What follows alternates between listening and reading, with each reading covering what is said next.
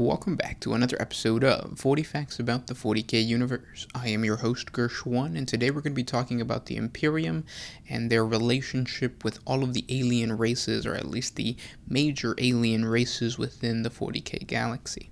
If you're new to the channel, subscribe. We post Warhammer 40K lore videos every single day. If you have any suggestions, please let me know in the comment section below. And if you enjoy our content, thank our patrons on Patreon. It is because of them that we can do this. This is coming straight from the 9th edition core rulebook. The rulebook I really recommend you pick up.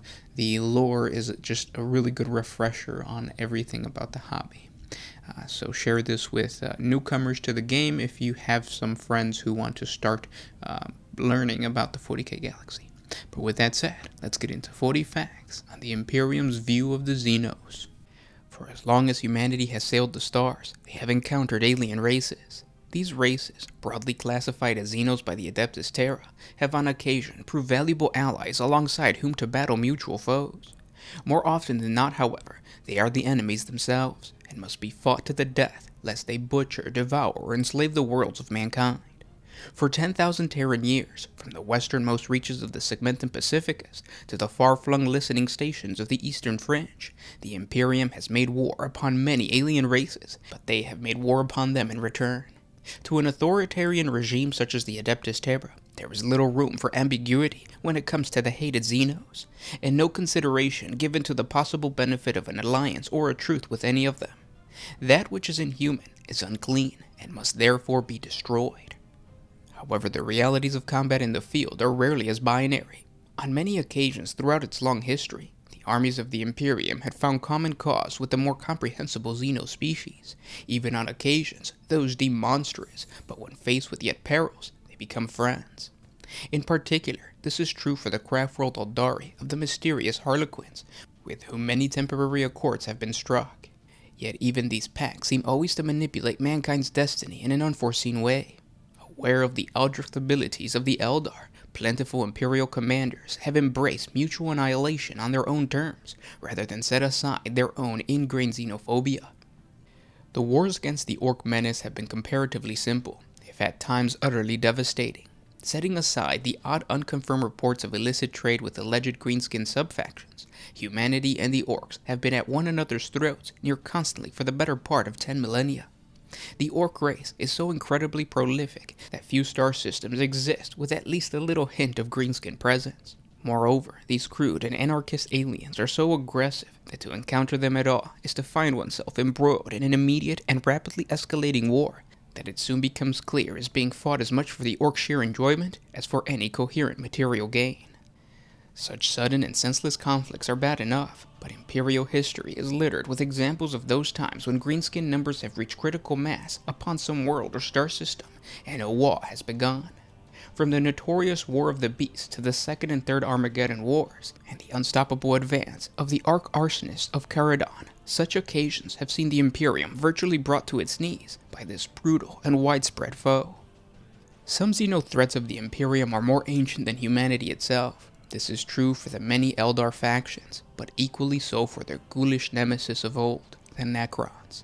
The Imperial historians know little of the origins of this race. They are murderous alien androids, and much of the knowledge they have successfully gathered have been delivered by the arrogant and often insane overlords of the Necrons themselves, casting its validity in doubt. It is certain, however, that the Necron race plunged themselves into a millennia of hibernation long ago. Perhaps they were seeking to outlast or evade some deadly foe. Now they are awakening again, their buried complexes of stasis tombs rumbling to life deep beneath the surface of countless worlds scattered across the galaxy. The Inquisitors of the Ordo Xenos suggest that the Necron race is fractured into many factions, and thanks to the ravages of time, it has emerged from its long sleep, damaged in both body and mind.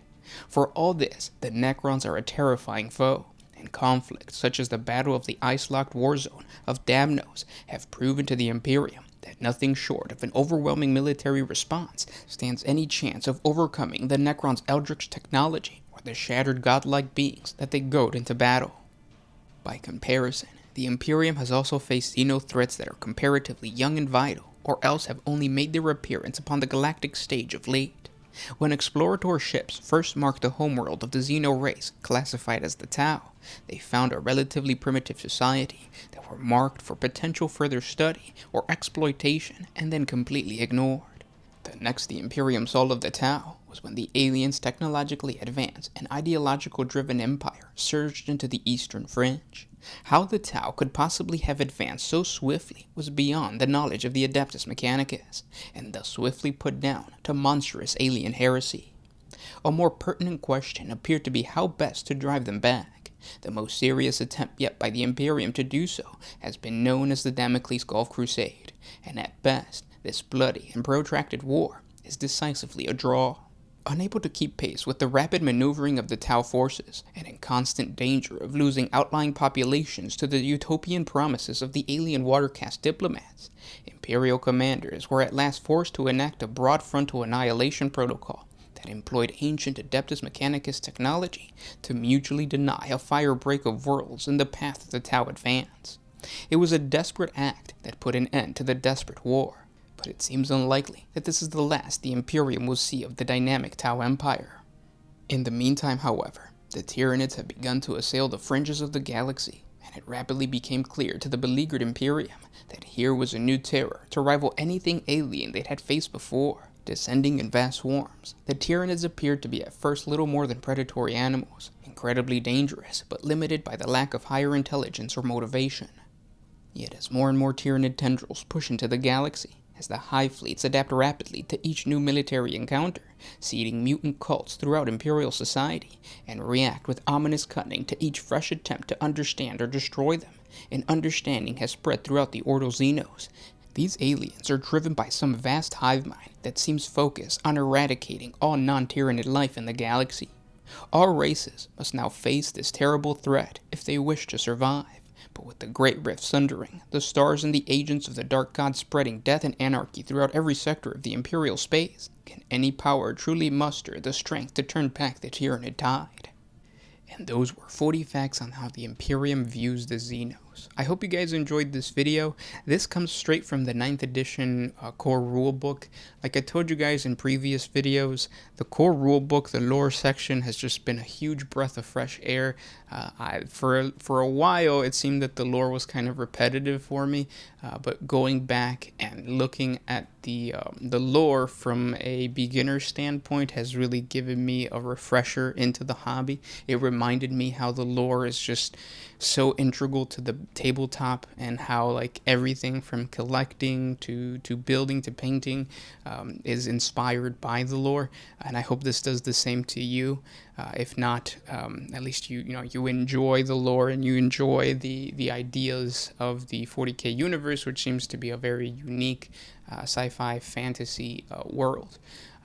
I'm going to be doing this a little bit more. There's more sections within the core rulebook that I really want to share with you guys.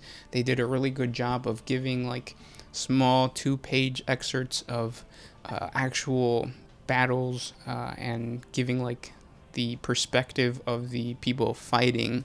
Of course, they're Imperial fighters, but it gives you the perspective of a certain battle through the eyes of the Imperium, which is something that the old codexes used to do.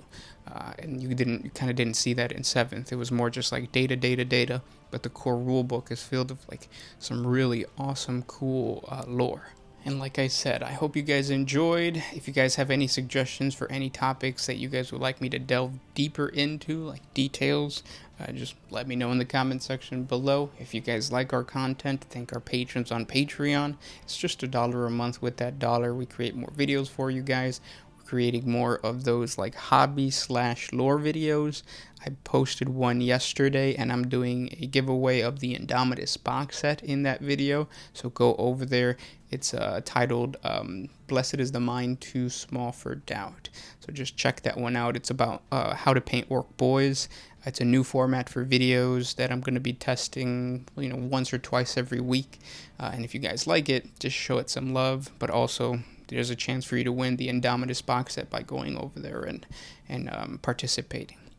But again, thanks for everything, guys, and I'll talk to you tomorrow. This was Gershwin with Ornament Syndicate, signing out.